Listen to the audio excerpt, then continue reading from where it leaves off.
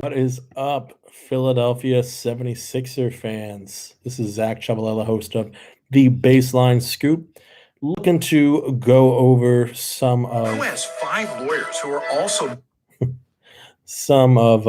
really what's going on tonight with the pregame with the Philadelphia 76ers and the Orlando Magic. What's up, Big Play Slay? How you doing? Well, thank you guys for joining. Thank you so much. We're gonna take a quick look, like I said, into really what to expect from tonight's game. Everyone, of course, is hoping that this is the game. Third time's the charm. Didn't happen against Indiana. Didn't happen against Miami, but maybe now Orlando. Okay, a little lesser competition. Okay, half the team's out with injuries, and it's the better half. Okay.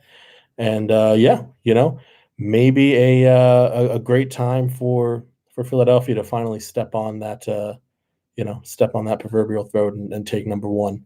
Okay, in the entire Eastern Conference. Okay, so excited to have everyone here today. Excited to talk some Phillies basketball, and let's go Sixers, baby. Let's go ahead and let's take a look and see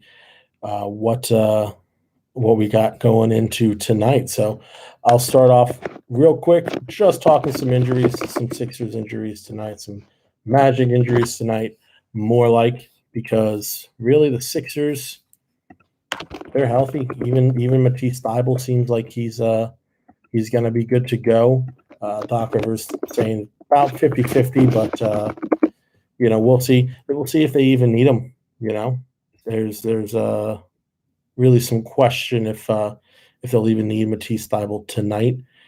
He was warming up earlier tonight. He did have a splint on his hand, though. Okay, so we'll see. It could honestly go either way at this point. But again, do they need him?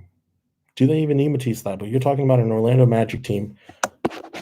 Here's everyone on the Orlando Magic who will be out for tonight's game. Okay, obviously, Markelle Fultz out. Season's over. Jonathan Isaac out. Season's over. James Ennis III out. Season pretty much over if it hasn't been confirmed yet. Michael Carter-Williams out. Terrence Ross out. Otto Porter, Chuma Okeke, both out. Okay. All that is left, okay, is just Mo Bamba, who we will see exactly what happens with him. But it is looking like it's going to be a nice, easy, breezy win for the Philadelphia 76ers. Who cares? Honestly, if this is if they win in a blowout fashion over a team like Orlando, and that's how they clinch it, you wish it'd be an exciting game against Miami Heat like last night. But as long as they get it done, honestly, who cares? Orlando, Miami, Boston, Brooklyn, doesn't matter. Cleveland, Detroit, doesn't matter. As long as they get it done. That's all that matters, okay, is that they get it done. That's something they didn't do against Miami. It's something they didn't do against Indiana. It's what they got to do right now, though, because they need this number one seed, okay? It's not going to be a cakewalk either way, no matter who you go through, okay? Whether you go through if you get the one seed and you end up meeting up with Miami, New York in that second round, okay? Whomever, Boston, if they find a way to get there to that second round. But it's really going to be a testament to the Sixers if they can close out one of these final two games and really just show that dominance that they should have. Okay, show why you're supposed to be here. You're supposed to be the number one seed. Okay, you're supposed to be that team in the East. And now they got to show it. Now, they're not going to shut up the haters by beating the Orlando Magic. That's not going to happen. They could beat the Orlando Magic twice. Who cares? It's one of the worst teams, not just in the East, in the league, bottom of the division, okay, bottom of the conference, okay? And they got more injuries than just about any other team this season, okay? That's not going to prove it itself. But to get that number one seed, obviously, much more important, okay?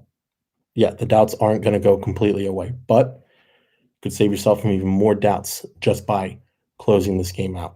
Okay. So when we do talk about the Orlando Magic, who do they actually have? It's a good question considering half the team's hurt. The more notable names are hurt. Okay. So who even is going to be playing tonight? Well, their acquisition in the Nikola Vucevic trade, their big player acquisition, I'll say, Wendell Carter Jr. Okay, he is set up to play tonight. He's been fine. That's kind of just all Wendell Carter is. Is fine. I was talking about him before the show, and Wendell Carter has not even the potential, but he has the profile to become a player a la Al Horford. Is he going to reach it? Maybe, probably not. That's definitely not prime Al Horford, but can he reach modern day Al Horford? I think so. All that depends on him. He's got to expand his range from three. He's got to show up that defense a little more clearly. He can get you 10. He can get you 8+ rebounds, but really it's about putting everything together. So he's a decent young piece for the Magic. Not really anything special one way or another. Shouldn't cause too many problems for Joel Embiid or center Ben Simmons, which Doc Rivers said would be a possibility tonight with Dwight Howard out after serving his one-game suspension for now 17 technical fouls in the regular season. Once you hit 16, okay, you lose one game in the regular season. So, yeah, Dwight Howard is gone for the night. Insert center Ben Simmons. Again, not any problem against Wendell Carter Jr., even if Mo Bamba plays. Not really a whole lot of an issue there. Mo Bamba will give Ben Simmons more problems, but either way, yeah, they're going to be fine. There's not going to be any kind of issue there. What questions do you guys have in the comments? What are you looking to see tonight? What players are you looking to see? Really, how do you feel about the Sixers going into the postseason? Who's your biggest concern? Is it Embiid and his injury history? Is it Ben Simmons? And what can you say about Ben? He is expanding his range. The turnaround jumpers, the fadeaways, they're not nothing. Okay, you can't count it as nothing. But is it enough? Obviously, against Miami, we saw a little bit of that Boston zone that we remember from the playoffs years ago. Brad Stevens busted it out. Eric Spoelstra busted out that same thing. And it's not all that killed the Sixers, but that's a big part of it, So how are they going to do with Ben Simmons? Why are they playing like crap when it matters? Mateo69 says, it's a great question. How much of that falls on Doc Rivers? I think a lot. Doc said after the game, what happened? Why did the team look like they weren't prepared? He put it on, well, we're in Miami, and he acted as though, what do you expect? Well, what we expect is a professional team, You don't see the Lakers coming down and they play Miami, so they lose because they're hanging out in the city. We're in the middle of a pandemic, things are starting to open back up, but still, how much are these guys living up the nightlife? How much are they supposed to be anyway? You don't see the Milwaukee Bucks doing that, and granted, they're not used to having a nightlife, so going to Miami, what does that really mean? But if your team is enjoying traveling too much and it's affecting your play, well, who does that reflect on more than anyone else? That's the head coach. That's Doc Rivers. And you can make the argument that he's a player's coach in a different way than Brett Brown was, but that he is a player's coach. But how much good is that actually doing Philly if the players are, like Mateo said, playing like crap? So it's not encouraging, I'll say. And this is not to say that I've lost faith in Doc or that I think the Sixers should be looking at a new head coach or anything such as that, but much more so just to say, why he knows better. Why this is a championship winning coach. Why is he allowing this to to happen? Why is he allowing this to even occur?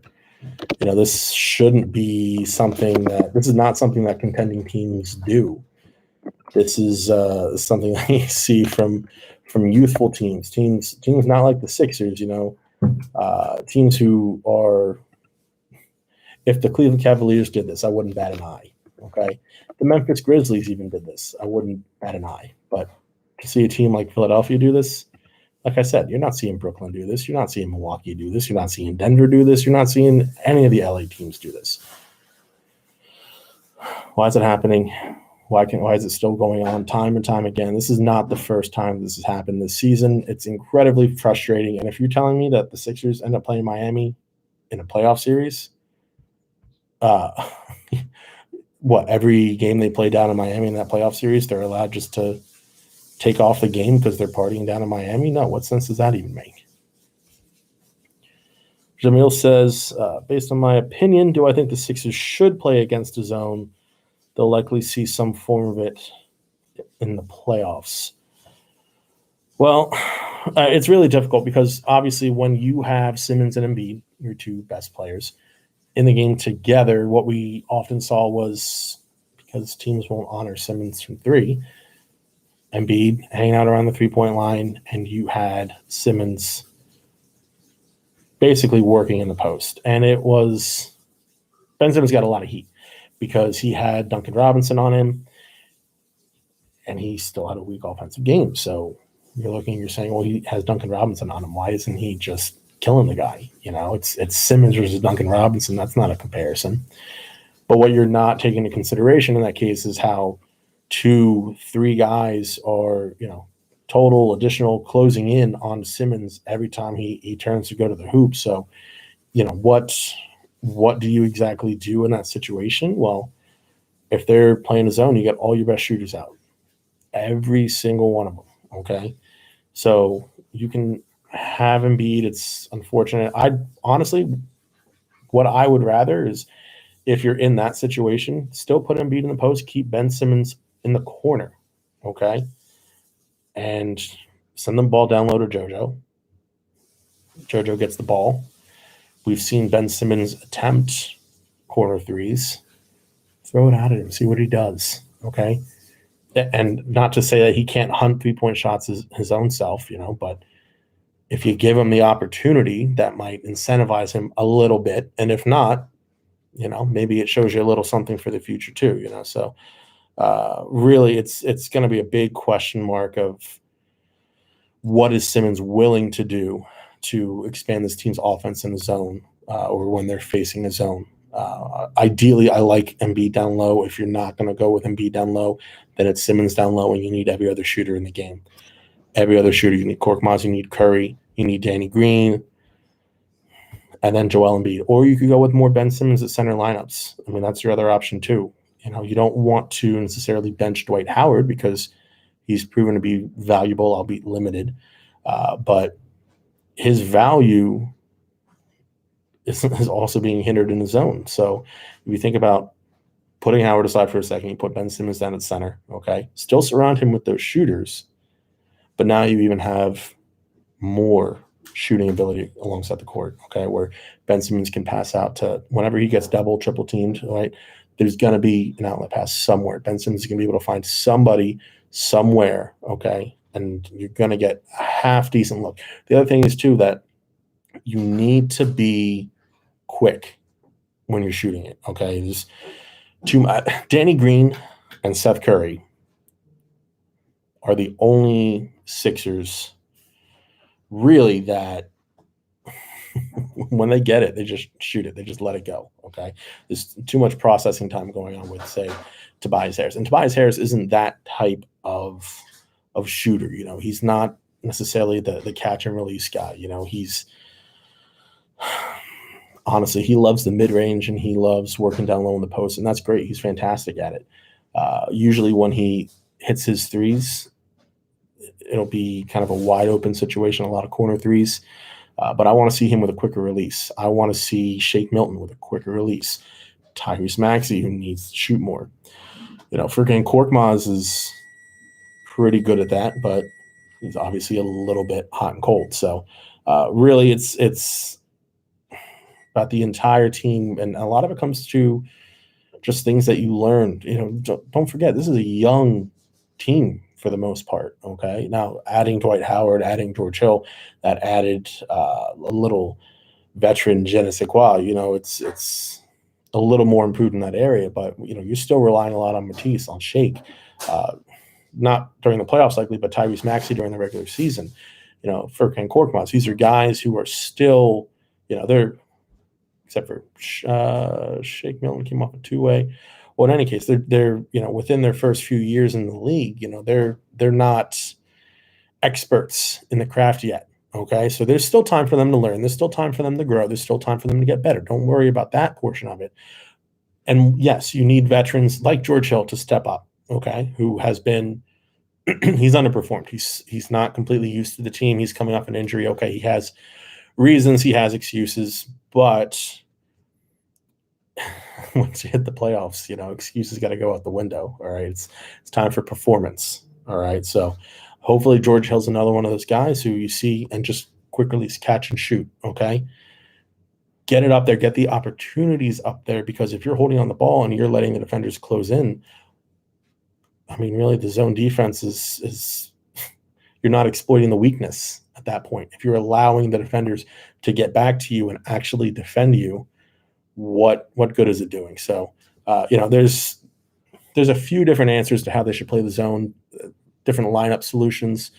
The biggest thing when it comes down to it is your shooters got to shoot. If they don't, you're not going to perform against the zone defense, and that's just it. And maybe you can still eke out a win, but your life's going to be a lot easier if Korkmaz is performing, if Shake Milton's performing, if Danny Green, Seth Curry, if Joel Embiid shooting a little bit better. And now he's coming off the flu, so he needs time to come back too. He got a lot of flack yesterday for his performance, deservedly so. Okay, but you also have to take it with a grain of salt, where you're thinking, all right, the guy was, this is not as though he, stubbed his toe and was out for a game and came back. The guy had the flu. Not everybody is, gonna have a game in their life like Jordan's flu game, his food poisoning game, but it takes a lot out of you. So in a game where it's not win or go home, if he's performing like that, it's not ideal, but it's not